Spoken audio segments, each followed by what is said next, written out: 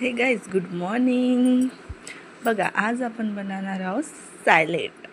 हे आहे मूग अंकुरित आणि याच्यामध्ये टमाटर, एक मिरची आणि कांदा आणि सांबार हे कट करून आपल्याला चांगल्याने टाकायचे आहे. मग याच्यात थोडंसं हलकंसं मिरची पावडर आणि मीठ हे घालून चांगलं एकजीव करून घ्यायचं आहे.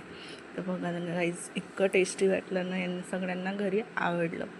त्यानंतर ही भाजी आहे चिवरची भाजी म्हणतात त्यांना. मी फर्स्ट टाईम ट्राय करत आहे.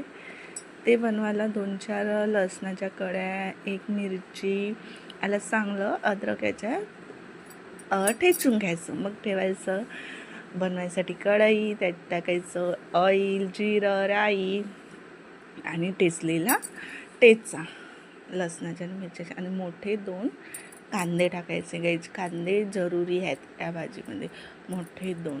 आणि मग हे कांदे चांगले पकून घ्यायचे. आणि मग हे बघा, हळद, मीठ आणि थोडीशी लाल मिरची, मग भाजी टाकायची. अशी भाजी चांगल्याने परतून घ्यायची. मग टाकायचं थोडंसं नमक, कारण की भाजी शिजल्यावरच नमक टाकायचं. त्याच्या अकॉर्डिंग आपल्याला समजते की मीठ किती टाकायचं किती नाही. मग थोडंसं याच्यावर लावायचं आपल्याला बेसन. हे बघा, बनवून जितकी चांगली दिसत आहे तितकी चांगली खायला पण बहुत टेस्टी होती. बघा, आणि फर्स्ट टाईम ट्राय केली, मी पण फर्स्ट टाईम बनवली.